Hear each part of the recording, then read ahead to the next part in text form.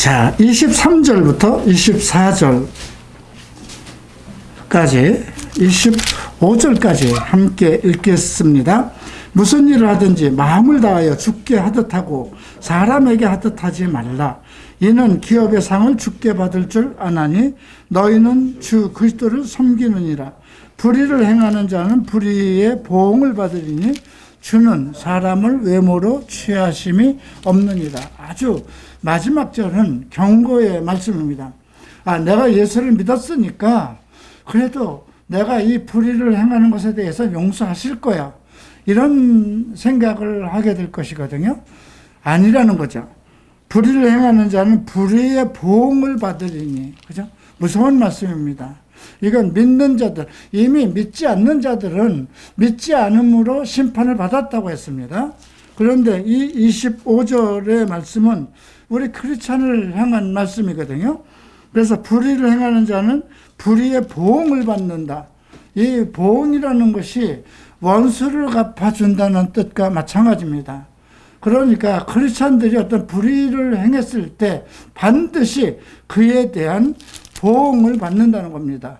그리고 하나님은 사람을 외모로 취하지 않는다. 너희가 믿는 자라고 해서 이 말씀에 대한 것은, 이 공의로 심판하시는 것에 대해서는 예외가 없다는 말씀이기도 합니다. 그래서 오늘 이 말씀을 여러분들이 정말 염두에 두고 내 생활이 지금 불의한 생활을 하고 있는가, 이런 부분을 좀 생각해 봐야 될 것이고요. 지난주 우리가 3장 앞부분에서는 우리 크리스찬으로서 살아갈 때 벗어버려야 할 우리 육체의 속성들을 언급했습니다. 먼저 땅에 있는 지체를 죽이라 했죠. 땅에 있는 지체, 세상을 살아가면서 세상 것을 탐하고 세상의 물질주의, 또 세속주의, 정욕주의, 이 모든 것을 탐하는 그런 것을, 육체를 죽여야 된다는 거죠. 먼저 영적인 것을 얘기하지 않았어요. 왜냐하면 우리는 이미 예수를 믿어서 영적으로는 구원받은 사람이에요. 그런데 우리가 예수를 믿어서 영적으로 구원받은 사람이 가장 문제가 되는 것이 무엇일까요? 육적인 전쟁이에요. 그죠? 그래서 자기의 그 육적인 속성을 죽이지 않으면 안 되는 것입니다. 그럼 육체의 속성이 무엇일까요? 음란, 부정, 사욕, 악한 정욕, 탐심. 탐심은 우상 숭배라 했습니다. 예, 이 말씀 속에 제일 먼저 나오는 것이 음란입니다. 그리고 악한 정욕도 있네요.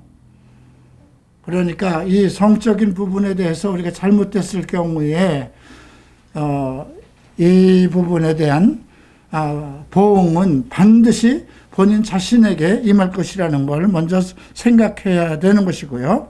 그 다음에 또 모든 것을 벗어버리라고 그럽니다.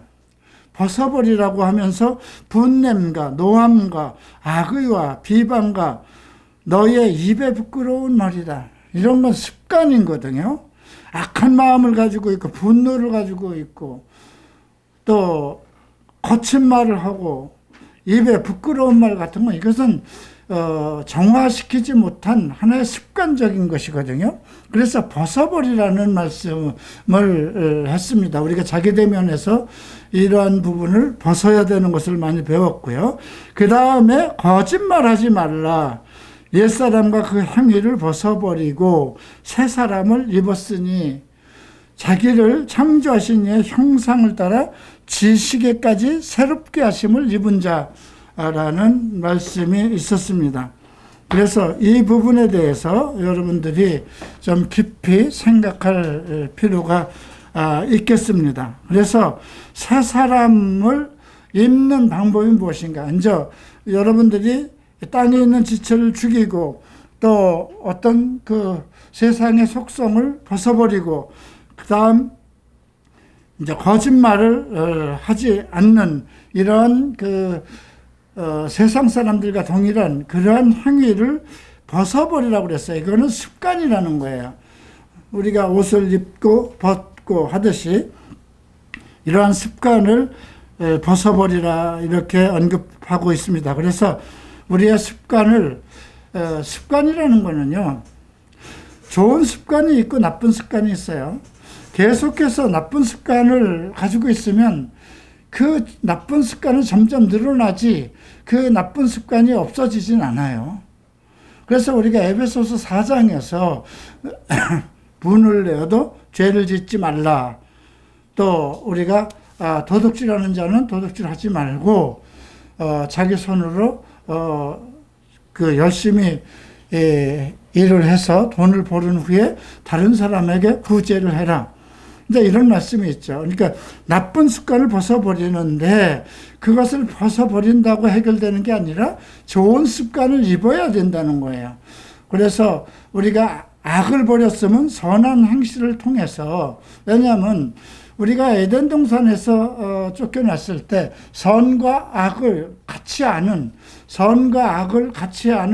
그런 지식을 가지고 쫓겨났어요.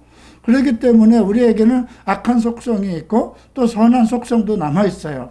그런데 이것이 오랜 생활 동안 세속적인 생활 속에, 육체의 정욕, 그런 세속적인 생활 속에서 나쁜 습관, 악한 습관이 이미 내 습관이 돼버린 거예요.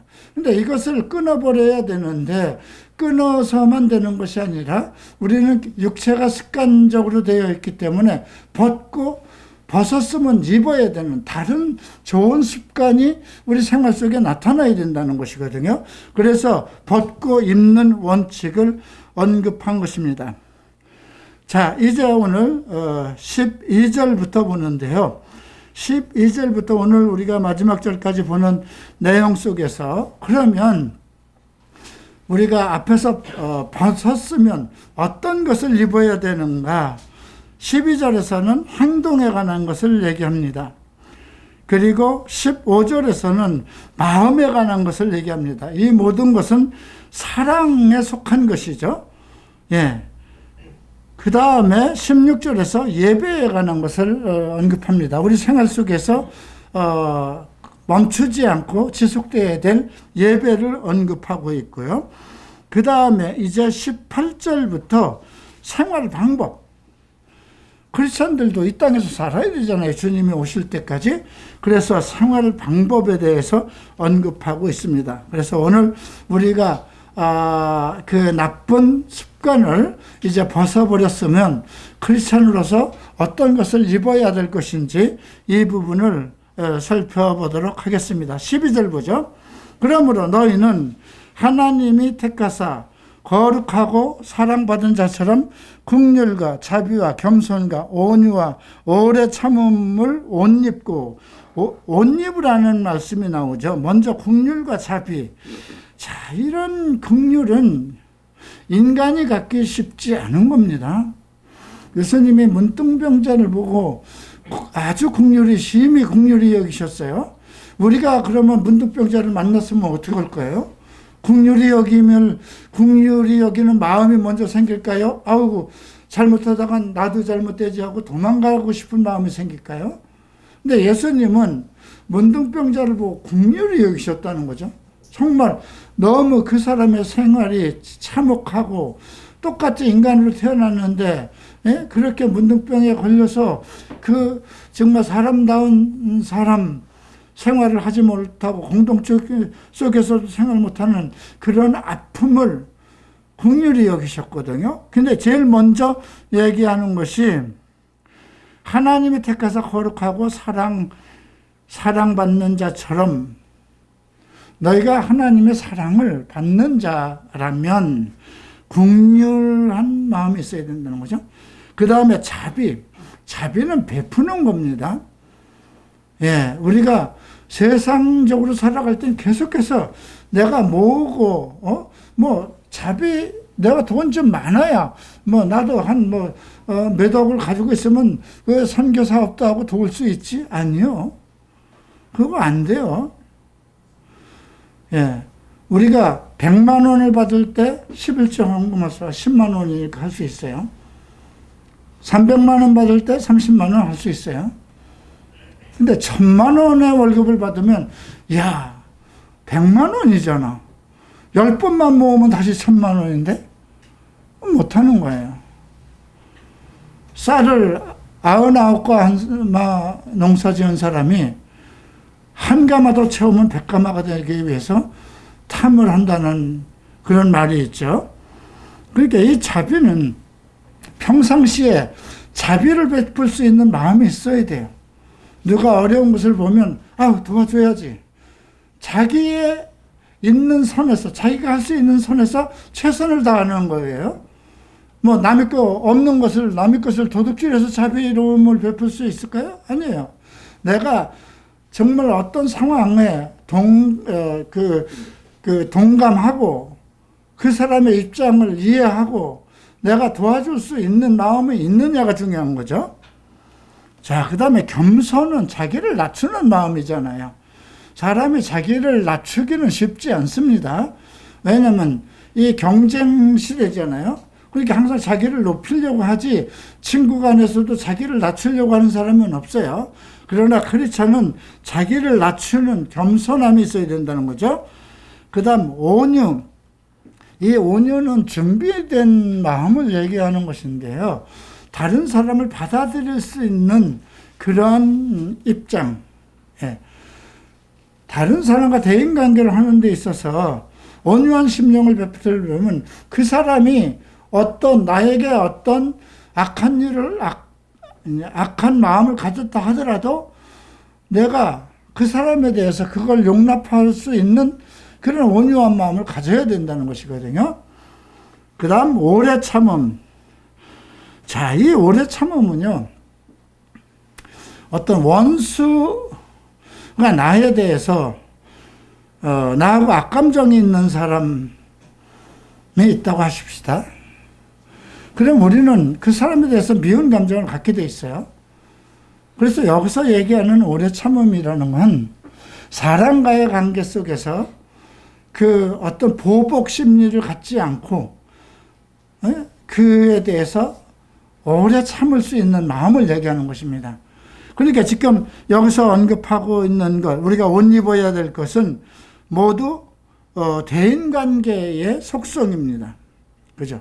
대인관계, 사람들과의 관계성 속에서 이런 것을 옷 입으라는 건 뭘까요?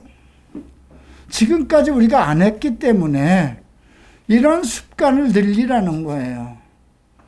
긍휼한 마음을 갖고, 자비로운 마음을 갖고, 겸손해지고 온유하고 또 오래 참는 그러한 그 그리스도의 그 품성, 그리고 성령의 열매, 이런 것을 생활 속에서 습관화하라는 거예요. 왜? 우리가 안 해봤던 것이니까. 지금까지는 계속 육체의 속성대로만 살아왔지 이런 걸 안 해봤거든요. 그래서 이런 것을 계속 우리가 습관화해야 된다는 것이죠. 자, 13절 보면 누가 누구에게 불만이 있거든 서로 용납하고, 용납이라는 서로 불만이 있으면 그 사람과 대화를 안 하게 되잖아요. 그죠? 예, 그런데 용납하라는 건 받아들이라는 거예요. 좀 내 마음에 들지 않는다 하더라도 받아들이라는 거죠. 그리고 피차 용서. 용서는 우리 크리스찬의 근본적인 주의 명령이죠. 하나님이 너를 용서하신 것 같이 용서하라. 그래서 주께서 너희를 용서하신 것 같이 너희도 용서하고, 이거는 이유가 없다는 것입니다. 예. 그 다음에 모든 것 위에 사랑을 더하라고 그래요. 이런 것을 행하는 것 위에 사랑을 더해라. 사랑이 없으면 아무 의미가 없다는 거예요. 돈이 많아서 행하고 뭐 자기를 높이기 위해서 행하고 그런 것은 의미가 없다는 거죠. 그래서 온전하게 매는 띠다. 사랑이 사람들을 하나로 묶어 낼 수 있는 사랑의 띠다. 이렇게 얘기를 합니다. 자, 그리고 15절에는 우리가 어떤 마음을 가져야 될까? 이 부분을 얘기합니다. 그리스도의 말씀이 너희 속에 풍성이고요. 그리스도의 평강이 너희 마음을 주장하게 하라. 그리스도의 평강. 하나님으로부터 하는 평안함. 어떤 세상에서 지금 코로나가 만연되고 이제 뭐 우크라이나와 러시아와의 전쟁 때문에 혹시 이거 제3차 대전 전쟁으로 번지는 거 아닐까? 또 지금 뭐 인플레이 현상이 일어나고 우리 직장의 문제도 점점 어떻게 내 사업이 망하지 않을까? 이러한 상황 속에서도, 그러한 고통 속에서도 오직 평강, 하나님으로부터 오는 평강이 우리의 마음을 주장하게 하라는 거죠. 어떤 그런 불안한 거에 빠지지 말라는 것입니다. 너희는 평강을 위하여 한 몸으로 부르심을 받았느니 너희는 또한 감사하는 자가 되라. 어떤 상황 속에서도 감사하는 자가 되라는 거죠. 두려워하지 말고 이러한 미리 감사하는 자가 된다는 것은 우리가 어떠한 환경, 어떠한 상황 속에서도 우리가 그 하나님으로부터 오는 평안한 마음을 누리고 있으면 우리가 감사할 수 있는 그런 상황으로 우리를 주께서 인도하실 것을 전제로 하고 있어요. 자, 그 다음에, 그러니까 지금 앞에서는 우리가 어떤 입어야 할 수 있는 크리스찬의 입어야 할 그런 품성, 우리가 지금까지 행하지 않았던 그런 품성들을 언급됐고, 그 다음에 이제 우리 마음 속에는 늘 어떤 상황 속에서도 그리스도의 평안함이 우리를 주장하도록 그렇게 행하라고 언급됐고요. 그 다음에 이제 16절에서는 예배 생활을 얘기하고 있습니다. 그런데 이 예배 생활은 일반 교회가 하나님께 드리는 예배하고는 조금 다르죠. 예, 여러분들이 기존 교회에서 막 뭐 손뼉 치고 찬양 드리고 뭐 새벽 기도도 드리고 뭐 여러 가지 하던 그런 예배와는 다릅니다. 먼저 16절에서 그리스도의 말씀이 너희 속에 풍성이 거예요. 말씀 속에 너희가 말씀을 배우고 있느냐 이거입니다. 배우지 않은 게 어떻게 풍성이 거할 수 있어요? 그죠? 그리스도의 말씀이 너희 속에 풍성이 거예요. 모든 지혜로 피차 가르치며, 그러니까 충분한 말씀을 공부하고 내가 그 말씀에 대한 이해가 돼야 서로 피차 가르칠 수 있죠. 권면하고 시와 찬송과 신령한 노래를 부르며 감사하는 마음으로 하나님을 찬양하고, 이것이 예배의 방법입니다. 그런데 지금 바울이 언급하는 이 예배 속에서 가장 먼저 언급하는 것이 그리스도의 말씀입니다. 우리가 생각하기는 뭐 기도, 뭐 찬송 이런 것을 중심으로 하잖아요. 예배하면 내가 하나님한테 찬송 드림으로 영광을 드렸다, 내가 하나님께 기도한다, 이런 것을 중심으로 하는데, 바울은 그리스도의 말씀이 너희 안에 풍성하라는 거죠. 그러니까 성경을 충분히 배워서 우리 안에 말씀이 거하도록 하라는 것입니다. 그리고 또 무엇을 하든지 말에나 일에나 다 예수의 이름으로 하고 그를 힘입어 하나님 아버지께 감사하라. 감사라는 말이 15절에서도 나오고요. 평강을 주장하게 해서 우리가 하나님에게 감사하고, 또 우리가 어떤 일을 하든지 무슨 말을 하든지 예수 이름으로 하고, 그리고 감사하라. 아버지께 그를 힘입어 감사하라. 감사라는 건 어떻게 생각하면, 아니 내가 감사할 것이 없는데 받은 게 있어야 감사하는 거 아니에요? 그죠?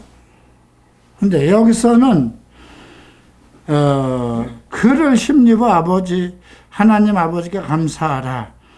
또 너희가 평강의 마음을 주장하게 하여서 또한 감사하는 자가 되라. 이런 것은 이미 하나님께서 내 모든 인생을 이렇게 살아갈 때 내 모든 것을 주관하고 계시고, 하나님은 선한 길로 완전한 길로 인도하신다는 게 전제가 되어 있는 거예요.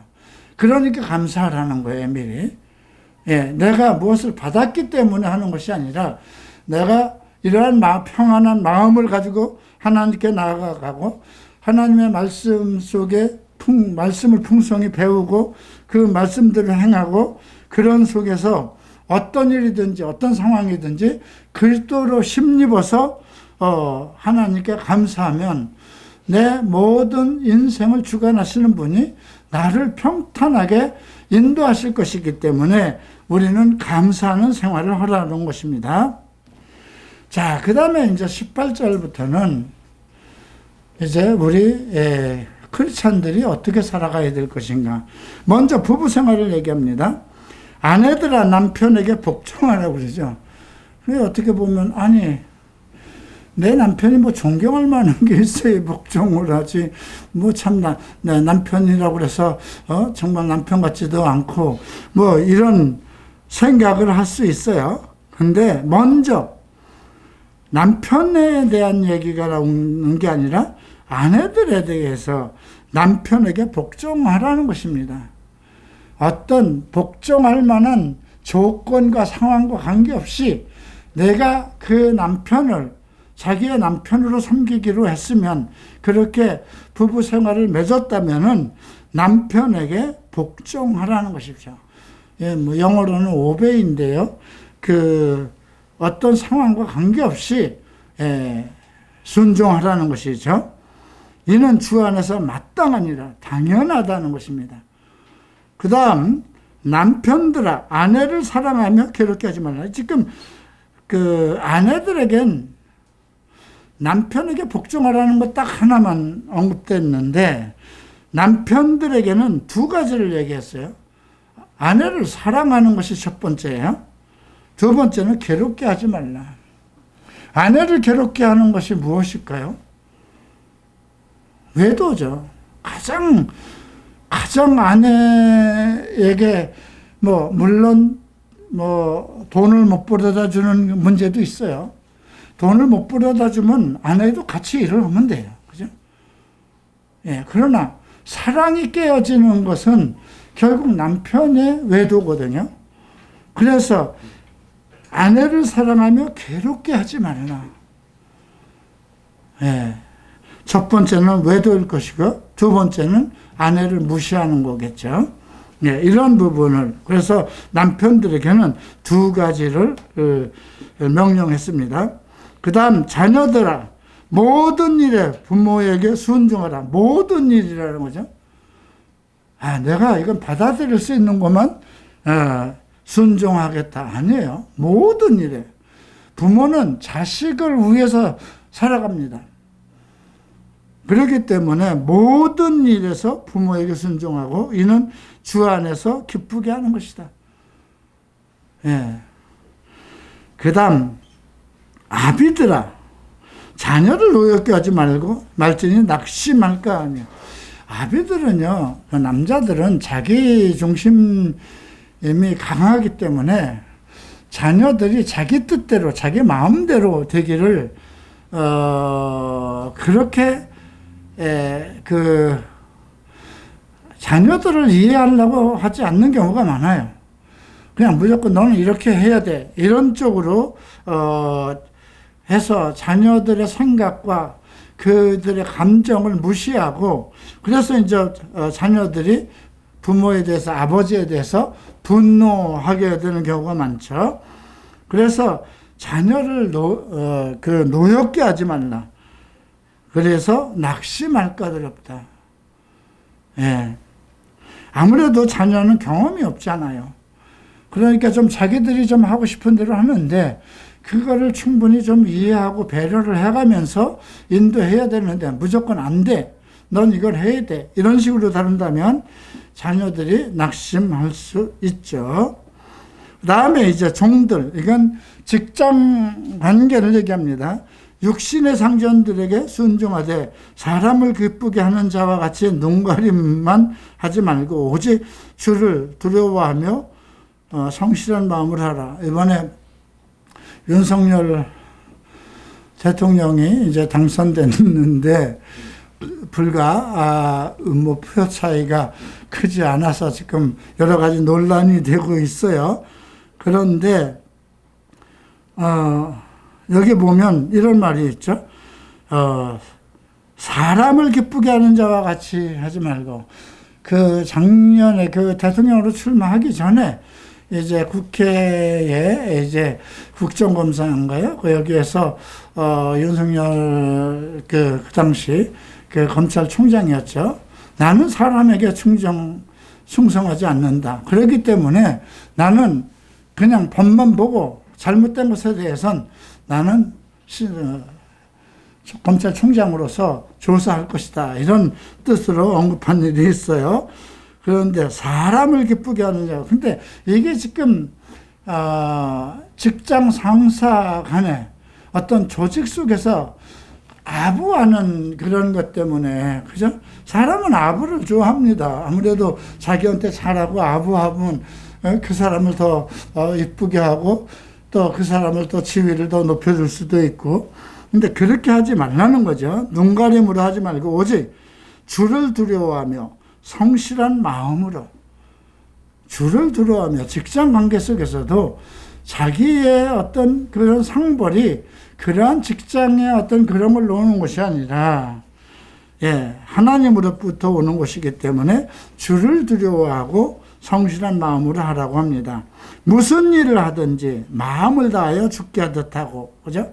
직장 생활로, 이건 뭐 교회에도 마찬가지입니다. 그 죽게 하듯 하고 사람에게 하듯 하지 말라. 그리스도의 원칙을 따라서 행하라는 것이죠.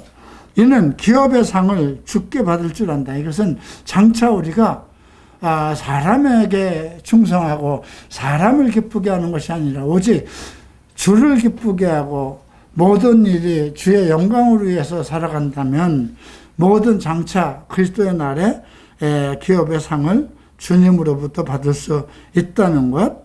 너희는 주 그리스도를 섬기는 자니라. 그러니까 이 말은 직장 생활을 함에 있어서도 그리스도인답게 살라는 거죠. 사람에게 충성하지 말고 사람을 기쁘게 하지 말고 그리스도인답게 바르게 살라는 것입니다. 불의를 행하는 자는 불의의 보응을 받으리니. 이 말은 여러분들이 가슴에 새겨야 됩니다. 불의한 일, 무엇이 불의한 일일까요?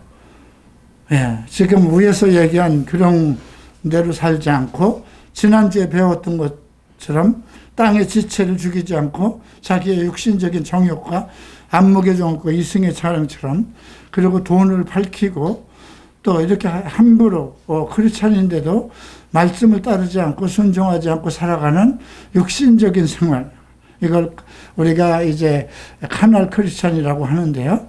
예수를 믿으면서도 그렇게 살아가면 그것에 대한 불의에 대한 보응을 반드시 받는다는 것이죠. 하나님은 사람을, 이건 뭐 목사도 마찬가지죠.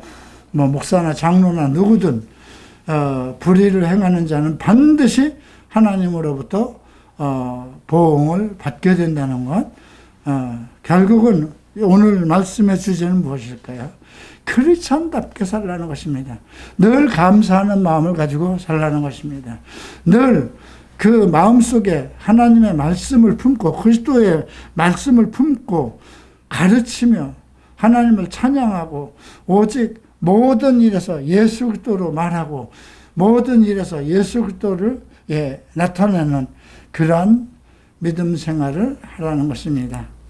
이렇게 오늘 우리가 이것이 우리 크리스찬들이 입어야 할 크리스찬 생활입니다. 자, 이렇게 해서 오늘 설교를 마치겠습니다.